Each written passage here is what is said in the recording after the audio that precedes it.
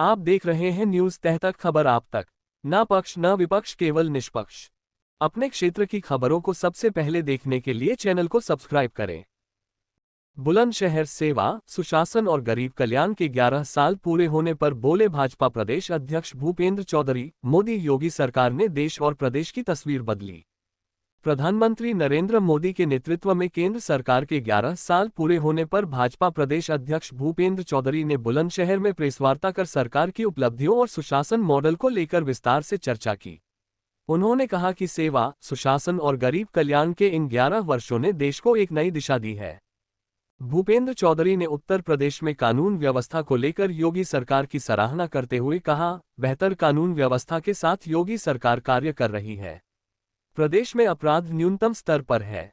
उन्होंने पूर्ववर्ती सरकारों पर निशाना साधते हुए कहा, साल 2012 से 2017 के बीच प्रदेश में रोज दंगे होते थे, बम विस्फोट आम बात थी और उस वक्त की सरकार दंगाइयों के साथ खड़ी नजर आती थी। उन्होंने कहा कि योगी सरकार अपराध और अपराधियों के समूल नाश के संकल्प के साथ आगे बढ़ रही है और इसका असर जमीनी स्तर पर साफ देखा जा सकता है।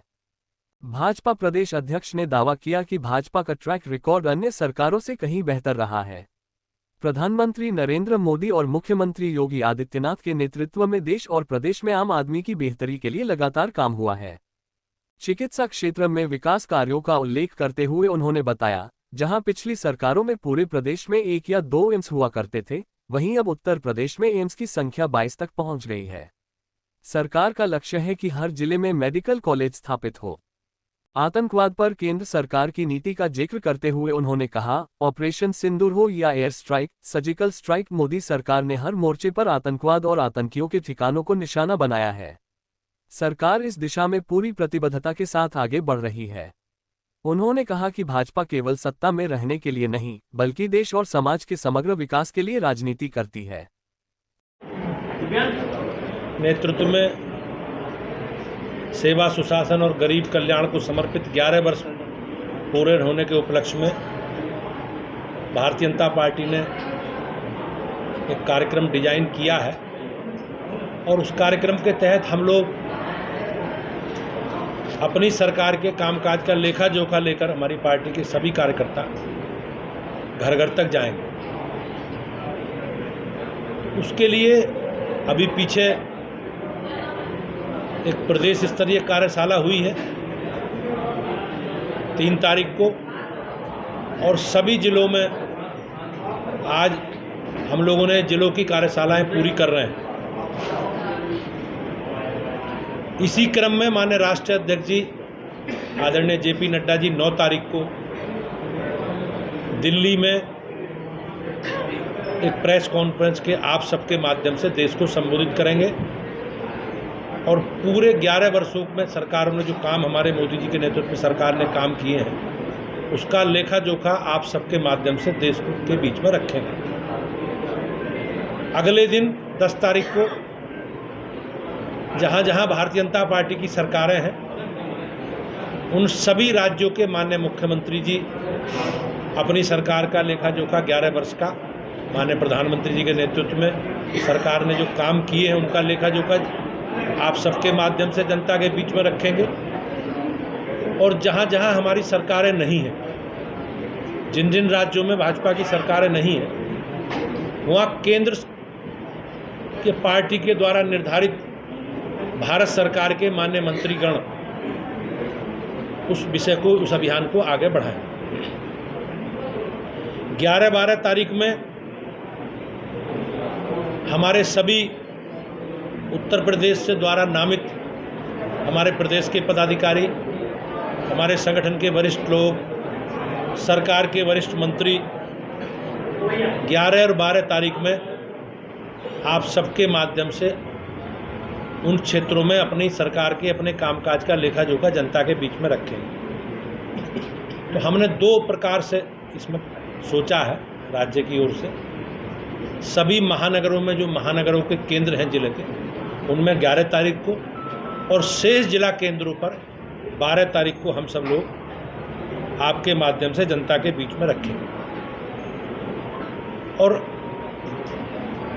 20 तारीख तक लगातार हम लोगों ने मंडल, शक्ति केंद्र प्रत्येक बूथ पर हम लोगों ने अलग अलग प्रकार के कार्यक्रमों की डिजाइन करने के माध्यम से घर घर जाकर सरकार का जो 11 वर्ष का लेखा जोखा है उसके पत्रक हम सब लोग जनता के बीच में बांटे। इसके अलावा 5 तारीख को अभी जो बीता है 5 तारीख, उसमें पर्यावरण दिवस के रूप में हम लोगों ने सांकेतिक रूप से वृक्षारोपण अभियान एक पेड़ माँ के नाम अभियान प्रारंभ किया है और उस अभियान को व्यापकता हम लोग 23 तारीख डॉक्टर श्यामा प्रसाद मुखर्जी जी का बलिदान दिवस है और 6 जुलाई उनका जन्मदिन दिवस है। तो लगातार हम वृक्षारोपण अभियान प्रत्येक बूथ पर एक पेड़ माँ के नाम और इस अभियान को लगातार हम लोग चलाएं। अंतिम रविवार को संभवतः 29 तारीख को अंतिम रविवार पड़ेगा, तो हमारे पार्टी की एक बड़ी गतिविधि अंतिम रविवार को हम लोग करते हैं। सभी बूथों पर भारतीय जनता पार्टी के कार्यकर्ता माननीय प्रधानमंत्री जी की जो मन की बात का कार्यक्रम है उसे सुनते हैं और बूथ समिति की बैठक करके अपने कार्यक्रमों की, अभियानों की समीक्षा और क्या क्या हमें अगले महीने तक 1 महीने का हमारा कार्यक्रम का रोड मैप है उसकी चर्चा हम लोग करते हैं। तो 29 तारीख को मन की बात और बूथ कमेटी की बैठक और उसमें व्यापक वृक्षारोपण अभियान को हम लोग आगे बढ़ाएं। 21 तारीख को योग दिवस का कार्यक्रम है।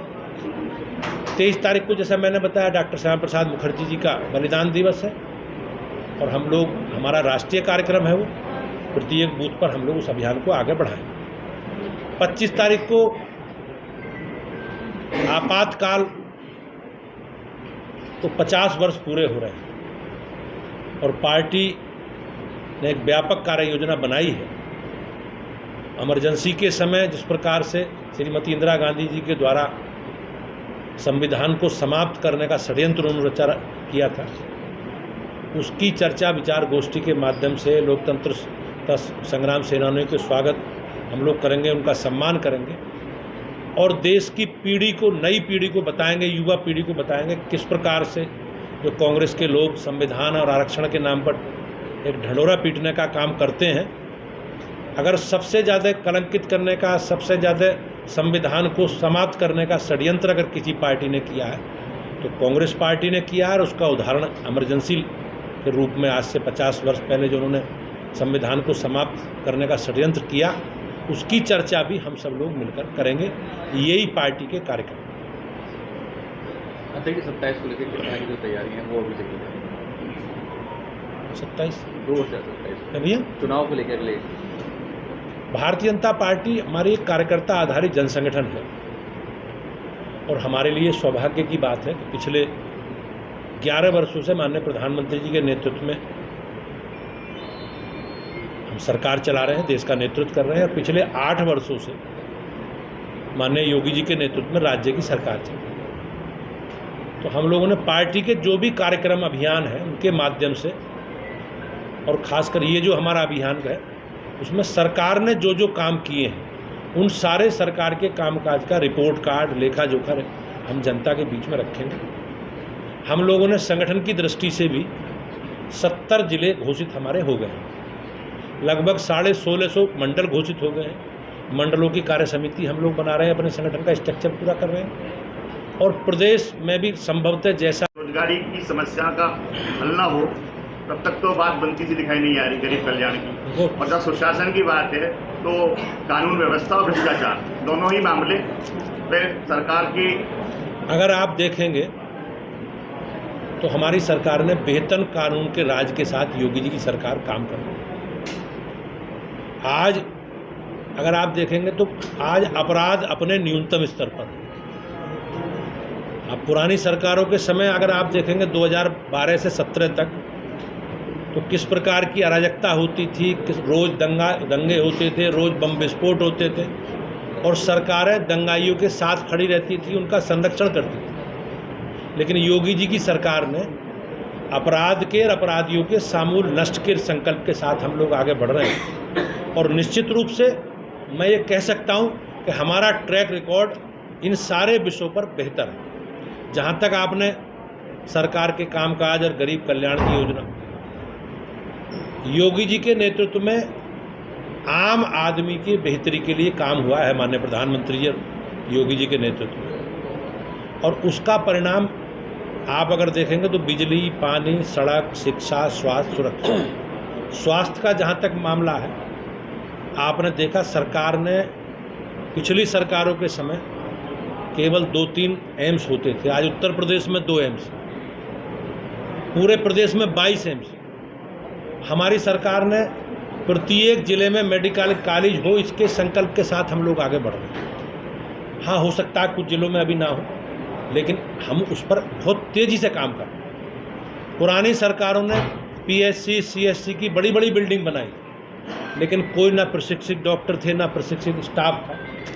लेकिन हमने उसके लिए मेडिकल एमबीबीएस की सीटें भी बढ़ाई हैं, पीजी में भी सीटें बढ़ाई हैं, और स्टाफ के प्रशिक्षण के लिए भी हम लोग काम कर रहे हैं।